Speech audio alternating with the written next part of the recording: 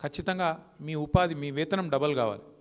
ఇవాళ 8-9 వేలు 10,000 సంపాదించేటోళ్ళు 15,000 నుంచి 20,000 సంపాదించే పరిస్థితి రావాలని చెప్పి ఆ సేట్లను పిలిచి ఆర్డర్ ఇచ్చి సంవత్సరానికి 350 కోట్ల ఆర్డర్ ఇచ్చి మొత్తం 9.5 ఏళ్లలో 3,500 కోట్ల ఆర్డరు ఒక్క సిరిసిల్ల పట్టణంలో ఉండే వేలాది మంది కార్మికులను బతికించిన ఒక స్కీము బతుకమ్మ.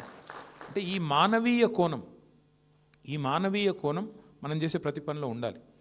పరిశ్రమలకు ప్రోత్సాహకాలు ఇస్తాం మనం, అన్నీ గవర్నమెంట్లు ఇస్తాయి, మన గవర్నమెంట్ కూడా ఇచ్చింది, కేంద్ర ప్రభుత్వం కూడా ఇస్తున్నది, ఇవాళ ఇప్పుడున్న రాష్ట్ర ప్రభుత్వం కూడా ఇస్తుంది. మీరు చూస్తుంటారు పేపర్లలో వార్తలు, ఫలానా పరిశ్రమకు కేవలం 99 పైసలకే ఎకరం ఇస్తున్నారు. ఎందుకు ఇస్తారు పరిశ్రమలకు భూములు? ఎందుకు ఇస్తారంటే వాళ్ళు ఉపాధి కల్పన చేస్తారండి, ఉద్యోగాలు కల్పిస్తారు. ఎందుకంటే ప్రభుత్వాలు అందరికీ ఉద్యోగాలు ఇవ్వలేవు. పేదవాళ్ళకి, ముఖ్యంగా చదువుకున్న పిల్లలు ప్రతి సంవత్సరం 10 లక్షల మంది ఇంజనీర్లు అవుతున్నారు. మరి వాళ్ళందరికీ ఉద్యోగాలు ఎడికెళ్ళి రావాలి? ప్రైవేట్ సెక్టర్కు పెద్దపీట వేయకపోతే. అందుకే ప్రైవేట్ సెక్టర్కు పెద్దపీట వేసి ప్రోత్సాహకాలు ఇస్తున్నాం. కానీ ప్రోత్సాహకాలు ఇవ్వడం వరకు ఓకే, కానీ వాళ్ళకు నువ్వు లైసెన్స్ ఇచ్చి శ్రమదోపిడీ చేసుకొని ఇష్టమున్నట్టు చేసుకుంటే అది ఎట్లా ఓకే అవుతుంది? ఇవాళ మనం అడుగుతున్న ప్రశ్న ఈ రౌండ్ టేబుల్ నుంచి అది. దాంతోపాటు ఇక్కడ ఇంకొక ముఖ్యమైన మాట మనం గుర్తుపెట్టుకోవాల్సింది. ఇవాళ కేసీఆర్ గారు మాకు పదే చెప్పేది, కొన్ని విషయాల్లో ప్రభుత్వాలు తలదూర్చొద్దు, మనం కొన్ని విషయాల్లో అసలు ఏలు పెట్టొద్దు అని చెప్పేది. అంటే మాకు కొన్ని విషయాలు ముఖ్యంగా వారు చెప్తుంటే మాకు అర్థమయ్యేది కాదు. వారు మాకు చైనా ఉదాహరణ ఇచ్చేది, చైనా గురించి చెప్పేది. మీరు గుర్తు తెచ్చుకుంటే ఒక్కసారి, అంటే మీరు అందరూ కూడా ఇక్కడ సీనియర్ నాయకులు, కార్మిక రంగంలో చాలా అనుభవం ఉన్నవాళ్ళు, చాలా పెద్దవాళ్ళు, కాబట్టి క్లుప్తంగానే చెప్పే ప్రయత్నం చేస్తాను. నేను లేట్ కూడా అవుతుంది, షుగర్ పేషెంట్లు కూడా ఉండొచ్చు. చైనా, భారతదేశం రెండిటి యొక్క ఎకానమీ సైజు, అంటే ఓవరాల్ సంపద చూసుకుంటే 1980వ దశకంలో 1985 దాకా ఇండియానే పెద్దది. జీడిపి పరంగా చూసుకుంటే, సంపద పరంగా చూసుకుంటే భారతదేశం చైనా కంటే పెద్దది. కానీ 85 తర్వాత చైనా వేగం అందుకొని గత 40 ఏళ్ళలో ఎక్కడికి వెళ్ళిపోయిందంటే, ఇవాళ మన ఎకానమీ సైజ్ ఎంత అంటే, మన జీడిపి సైజు 4 ట్రిలియన్లు, చైనాది 20 ట్రిలియన్లు. అంటే మనకంటే 5 రెట్లు పెద్ద దేశం అయిపోయింది. మరి ఎట్లా మనకంటే వెనుక ఉన్న చైనా 4 దశాబ్దాల్లో మనకంటే 5 రెట్లు ఎట్లా పెరిగింది? మరి జనాభా పరంగా చూసుకుంటే వాళ్ళు మనం సేము. మరి ఎందుకు ముందుకు పోయింది, ఎందుకు వెనుకకు పోయింది అంటే, ఇక చైనా గిసొంటి విషయాల మీద చర్చ పెట్టుకున్నది. చైనా మన వర్క్ ఫోర్స్ని ఏం చేద్దాం, మన వాళ్ళు పిల్లలు ఎవరైతే ఇప్పుడు చదువుకొని వస్తున్నారో వాళ్ళని ఎట్లా వినియోగించుకుందాం, వాళ్ళ శక్తిని ఎట్లా వాడుకుందాం, మహిళలకు ఎట్లా రక్షణ కల్పిద్దాం, కార్మికులకు ఎట్లా రక్షణ కల్పిద్దాం, ప్రొడక్టివ్ సెక్టర్స్ ఏంది, అన్ప్రొడక్టివ్ సెక్టర్స్ ఏంది అంటే ఏంటంటే వాళ్ళ ఉద్దేశము, ఎక్కడైతే లాభం వచ్చే రంగాలు ఉంటాయో అక్కడ అవసరమైతే ప్రైవేట్ పెట్టుబడులను ఆహ్వానించారు.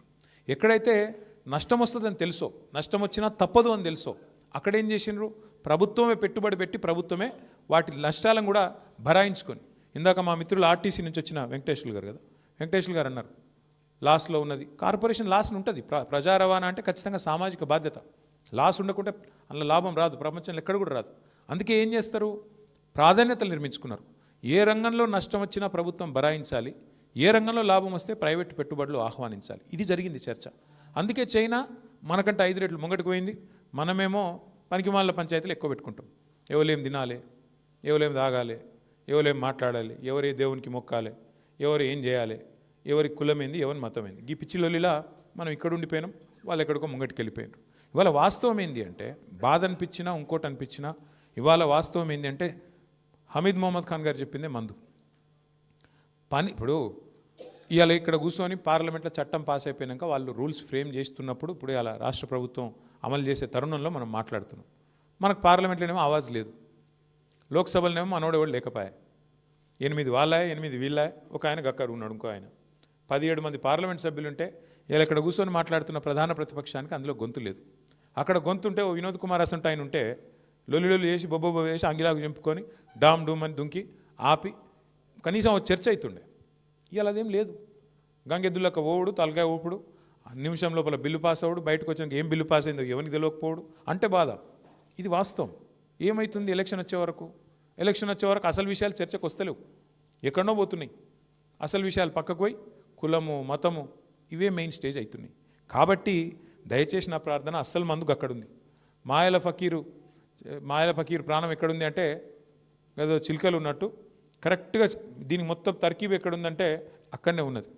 ఎందుకంటే నువ్వు యుద్ధం చేయమని ఇలా బీఆర్ఎస్ని అడిగి మీరు నాయకత్వం వహించాలి, యుద్ధం చేయాలి, చేద్దాం. కానీ కత్తి కూడా ఇస్తే బాగుండు కదా. కత్తి మనకిచ్చి యుద్ధం చేయమంటేనేమో గట్టిగా చేయొచ్చు. కత్తి లేదు, కట్టించి నువ్వు కొట్లాడంటే కొద్దిగా కష్టమవుతుంది, కానీ చేద్దాం. అయినా సరే తెలంగాణ కోసం బరాబర్ చేద్దాం, గట్టిగా కొట్లాడదాం, అందులో అనుమానం లేదు. ఒక్క మాట, ఇంకొక మాట ఇవాళ సందర్భం కాబట్టి చెప్తా ఉన్నాను. మీరు చూసుంటారు ఇవాళ నిన్న మొన్న వార్తలు గత 5 రోజులుగా. ఏమవుతుందంటే ఎప్పుడైనా సరే పవర్ అంతా ఒకరిద్దరి చేతుల కేంద్రీకృతం అయితే ఏమవుతుందంటే ఇక దాని దుష్పరిణామాలకు ఇవాళ భారతదేశంలో ఏవియేషన్ రంగంలో జరుగుతున్నది ఒక ఉదాహరణ మీకు. గత 5 రోజులుగా మొత్తం ఎయిర్పోర్ట్లన్నీ, రైల్వే స్టేషన్లు, బస్ స్టాండ్ల కంటే అధ్వానం అయిపోయినాయి. ఎక్కడికక్కడ వేలాది మంది తన్నుకుంటాను, కొట్టుకుంటాను ఎయిర్పోర్ట్లలో. తెలుసా ఎందుకో? ఇండిగో వాడు మొత్తం బంద్ పెట్టిండు. ఎందుకు బంద్ పెట్టిండు? ఇది గమ్మత్తైన ఉదాహరణ, మీరు చెప్తే అర్థం చేసుకుంటే మీకు అర్థమవుతుంది నేనేం చెప్తున్నాను. సంవత్సరం కిందట సివిల్ ఏవియేషన్ మినిస్ట్రీ కొన్ని రూల్స్ పాస్ చేసింది. ఏమని? శ్రమ దోపిడీ చేయొద్దు, వారానికి ఒక పైలట్ అంటే ఆయన గింతనే నడపాలి, ఇంతకంటే ఎక్కువ నడపద్దు అని చెప్పి సంవత్సరం కింద రూల్స్ పాస్ చేసిండ్రు. సంవత్సరం కిందటనే వాళ్ళు కొన్ని డైరెక్షన్స్ ఇచ్చిండ్రు. DGCA, director general of civil aviation. IndiGo, air India రెండే ఉన్నాయి భారతదేశంలో, ఇంకోటి లేడు. ఇప్పుడు ఏమైందంటే ఇది లిటరల్గా 2 వ్యక్తుల చేతులు మొత్తం భారతదేశంలోని విమానయానం మొత్తం 2 సంస్థల చేతులు ఆధీనం అయిపోయింది. ఏమైంది ఇవాళ దానివల్ల? సంవత్సరం కింద కేంద్ర ప్రభుత్వం చెప్పినా శ్రమ దోపిడీకి అలవాటు పడ్డోడు దాన్ని మార్చుకోక పని చేయలే, ప్రత్యామ్నాయం ఏర్పాటు చేసుకోలే. దాంతో ఏమైంది? నిన్న ఒక్క రోజు 1000 విమానాలు క్యాన్సిల్ అయినాయి. 1000, 1 కాదు 2 కాదు. మరి ఏమవుతుంది? ఎయిర్పోర్ట్ బస్ స్టాండ్ అయిపోయింది. వాస్తవం ఇది. ఏం జరుగుతుంది? కొంతమంది వ్యక్తుల చేతుల్లోనే మొత్తం శక్తి కేంద్రీకృతమైతే దానికి ఒక గొప్ప ఉదాహరణ, ఆ దుష్పరిణామానికి గొప్ప ఉదాహరణ నిన్న మొన్న విమానయాన రంగంలో జరుగుతున్న వ్యవహారం. ఒక ఇండిగో, ఒక ఎయిర్ ఇండియా రెండే మిగిలినాయి ఇప్పుడు భారతదేశంలో. ఒకటి టాటా, ఇంకోటి ఇండిగో. వాళ్ళ చేతులకు పోయింది దేశం. వాళ్ళు ఇప్పుడు ఎస్ అంటే ఎస్, నో అంటే నో. ఆఖరికి ఏమైంది తెలుసా? 5 రోజుల తర్వాత కేంద్ర ప్రభుత్వం మేల్కొని వాళ్ళు ఇచ్చిన ఆర్డర్ వాళ్ళే వెనకకి తీసుకుని తీయాలి. వాళ్ళు ఏ ఆర్డర్ అయితే ఇచ్చిర్రో, ఇండిగో వాడు మారలే, ప్రైవేట్ వాడు దిగిరాలే. నేను తప్పు చేసినా అని ఒప్పుకుంటలేడు. వానికి ఫైన్ వేసే దమ్ము లేదు ప్రభుత్వానికి. ఏమైంది ఆఖరికి? ప్రభుత్వం ఇచ్చిన ఆర్డర్ ప్రభుత్వం వెనకకి తీసుకొని ఇంకో కొంత టైం ఇస్తాము అని చెప్పి తగ్గక తప్పని పరిస్థితి వచ్చింది. ఏమవుతుంది? శక్తి మొత్తం, సంపద మొత్తం కొంతమంది చేతుల్లో కేంద్రీకృతం అయితే అంటే ఒక గిదవుతుంది. పోర్టులు, సీ పోర్టులు, రైల్వేలు మొత్తం ఇచ్చేస్తే ప్రైవేటులకు, అది కొంతమంది చేతుల్లోనే ఉంటే వాడు మునిగితే మొత్తం దేశం మునుగుతుంది. దానికి గొప్ప ఉదాహరణ ఇవాళ మన కళ్ళ ముంగటనే కనబడతా ఉన్నది. ఇంకొక విచిత్రమైన మాట నేను మీకు చెప్తా, మీరు నేను చెప్తే నమ్మరు. ఇలా ఈ ప్రభుత్వము, ముఖ్యంగా కేంద్ర ప్రభుత్వం ఏం పని చేస్తుందంటే వాళ్ళకు నచ్చినోళ్ళ కంపెనీలో LICతో పెట్టుబడి పెట్టిస్తుంది. మీరు PF గురించి వాళ్ళు 1-2 కోట్లు కాదు పెట్టింది పెట్టుబడి, 50,000 కోట్లు వాళ్ళకు నచ్చినోళ్ళ కంపెనీలో పెట్టుబడులు పెడుతుంది LIC. ఇది జరుగుతుంది ఇలా దేశం. ఇవన్నీ మరి మనం మాట్లాడుకోకపోతే, చెప్పుకోకపోతే మనం ఫెయిల్ అవుతాము. అల్టిమేట్గా అర్థం కాకపోతే ప్రజలు కూడా రోడ్ల మీదకి రారు, కార్మికులు కూడా తెలియకపోతే ఏం మాట్లాడతారు?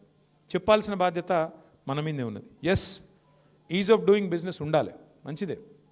కానీ క్వాలిటీ ఆఫ్ డూయింగ్ బిజినెస్ కూడా ఉండాలి. పని చేసే కాడ క్వాలిటీ కూడా ఉండాలి. అంటే అక్కడ మహిళలు పనిచేస్తారు, మరి వాళ్ళకి సంబంధించిన ప్రత్యేక అవసరాలు ఉంటాయి, మరి వాటికి సంబంధించిన ఏర్పాట్లు ఉన్నాయి అయ్యాల. నాకు కొన్ని చెప్తే మీరు ఆశ్చర్యపోతారు. కొన్ని గార్మెంట్ కంపెనీలు తెచ్చిన నేను మంత్రిగా ఉన్నప్పుడు. ఆ గార్మెంట్ కంపెనీల యూనిట్ వాళ్ళది వేరే రాష్ట్రం నుండి చూడడానికి పోయిన నేను. నిజంగా నేను పరిశాన్ అయినా. ఎంత ఆధునికంగా ఉన్నాయంటే అమెరికాలో ఉన్నట్టున్నాయి. నేను అడిగిన, ఏందయ్యా ఇది ఇంత బాగా కట్టిన, మీరు ఏం సంగతి, మరి కాస్ట్లీ కట్టినవి ఏంది అన్న. ఆయన ఏమన్నాడు తెలుసా నాకు? సార్ నాది ఎక్స్పోర్ట్ యూనిట్ సార్, మొత్తం ఎక్స్పోర్ట్ చేయాలి నేను. వాళ్ళు ప్రపంచంలో ఉండే పెద్ద వాళ్ళందరూ, కస్టమర్లందరూ వస్తారు, వాడు ఏ సక్కగా లేకపోయినా ఆర్డర్ క్యాన్సిల్ చేస్తాడు సార్, అందుకే ఇట్లా కట్టినా అన్నాడు. అంటే నేను అడిగిన, మరి ఎక్స్పోర్ట్ కాకుండా దేశంలో అమ్మేది ఎట్లుంటుంది అని అడిగిన. ఇట్లుండదు సార్ అన్నాడు. అంటే మన పరిస్థితి ఏంటంటే మనోళ్ళ కోసమైతేనేమో సౌలత్ ఉండాల్సిన అవసరం లేదు, ఎట్లన్నా నడిపిస్తారు, మేనేజ్మెంట్తో నడిపిస్తారు. అదే బయటికి పంపే కాడ మాత్రం వాడు వచ్చి చెక్ చేస్తాడు కాబట్టి, వాడు ఆర్డర్ క్యాన్సిల్ చేస్తాడు కాబట్టి ఒళ్ళు దగ్గర పెట్టుకొని, పెయ్యి దగ్గర పెట్టుకొని, ఆడ మాత్రం లేడీస్కి సంబంధించి, పిల్లలకు సంబంధించి అన్ని ఏర్పాట్లు చక్కగా ఉంటాయి. నేను అనేది గదే ప్రభుత్వాలు చేయాల్సిన పని ఏంటి అంటే, yes, ease of doing business అవసరమే, కానీ క్వాలిటీ ఆఫ్ డూయింగ్ బిజినెస్ కూడా ఉండాలి కదా. పని చేసేటోళ్ళు 8